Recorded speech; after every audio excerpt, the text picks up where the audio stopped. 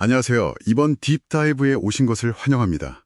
오늘은 여러분이 보내주신 미국 세금 오류 관련 전문가 보고서를 좀 깊게 파볼 건데요. 어떻게 하면 이 세금 보고서 오류를 바로잡고 또 잠재적인 혜택까지 놓치지 않을 수 있을지 같이 살펴보겠습니다. 사실 세금 보고할 때요.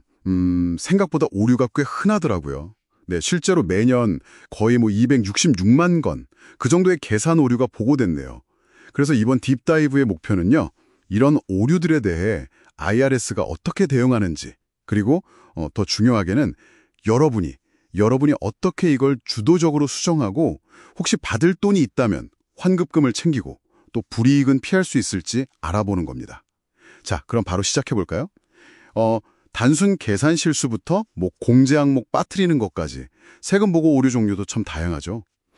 IRS 시스템이 어느 정도는 그 간단한 수학 오류 같은 거요. 그러면 자동으로 잡아내서 수정하기도 한다면서요? 네, 맞습니다. 기본적인 계산 오류는 시스템이 수정할 수 있어요. 근데 중요한 건 그 수정이 항상 납세자한테 유리하게만 되는 건 아니라는 점이죠. 아, 그렇죠. 항상 내 편은 아니다. 네, 여기서 이제 IRS의 수학적 또는 사무적 오류, 영어로는 math error라고 하는 이걸 처리하는 권한이 중요해지는데요.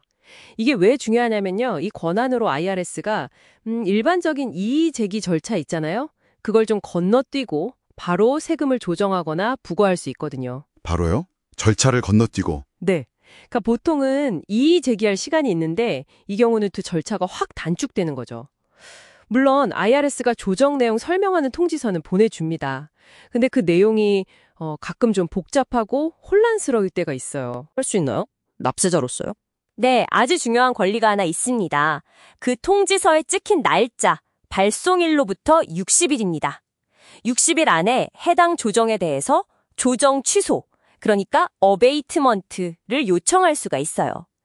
이 60일이 정말 중요해요. 뭐랄까, 리셋 버튼 같은 거라고 생각하시면 돼요. 60일 안에 요청하면 IRS가 그 조정을 취소해야만 한다고요? 네, 맞습니다.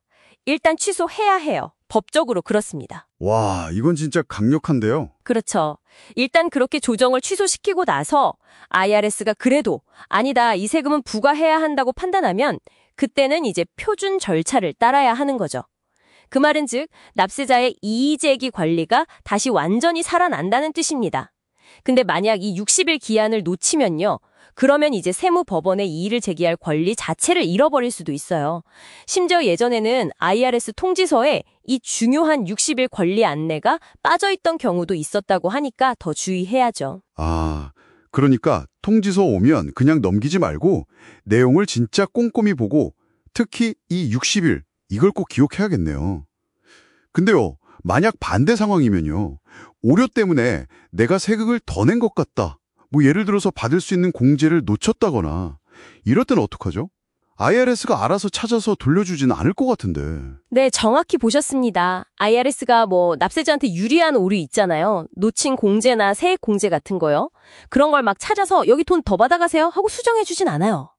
이런 상황에서는 여러분이 직접 나서야 합니다. 그때 필요한 서류가 바로 폼 1040-X입니다. 수정세금 보고서요. 아, 1040X요? 네. 이게 바로 여러분이 누락된 공제, 학자금 대출 이자 공제라든지 교육비 세액 공제 같은 것들, 이런 걸 신청하거나 아니면 혹시 더 유리한 납세자 지위, 예를 들어 독신 말고 세대주로 신고할 수 있었는데 놓쳤다, 이런 걸 바로잡을 수 있는 공식적인 방법입니다. 폼 1040X. 이걸로 내가 직접 내 권리를 찾을 수 있다 이거군요. 이것도 제출 기한 같은 게 있겠죠? 그럼요. 이것도 아주 중요한 시간 제한이 있습니다. 바로 환급 소멸시효라고 부르는 건데요. 영어로는 RSED, Refund Statute Expiration Date라고 합니다. 일반적으로 환급을 받으려면요. 원래 세금 보고서를 낸 날로부터 3년 또는 세금을 낸 날로부터 2년, 이 둘 중에 더 늦은 날짜까지 수정 보고서를 내야 해요. 3년 또는 2년 중 더 늦은 날. 이거 넘기면 어떻게 되는데요? 이걸 넘기면 그 돈이 명백히 여러분 돈이라고 해도 미국 재무부로 그냥 귀속됩니다. 영원히요. 돌려받을 방법이 없어요. 와, 내 돈인데 못 받는다니. 마감일 정말 잘 챙겨야겠네요. 그러면요, 만약에 오류를 수정했더니 아까랑 반대로 세금을 더 내야 하는 상황이 되면요. 혹시 뭐 벌금 나오고 그러나요? 세금을 늦게 내거나 좀 부정확하게 보고하면 벌금이 나올 수는 있습니다. 그건 사실이에요. 하지만 IRS도 뭐 여러 가지 구제 방안을 마련해 두고 있어요. 아, 다행이네요. 어떤 것들이 있죠? 그래서 별 문제가 없었다. 기록이 깨끗하다. 이러면 최초 벌금 면제, first time abatement라는 걸 받을 수도 있고요.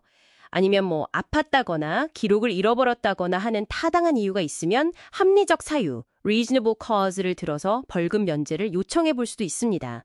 그리고 아무래도 스스로 오류를 먼저 발견해서 수정하는 모습을 보이면 좀 더 유리할 수 있겠죠. 성실성을 보여주는 거니까요.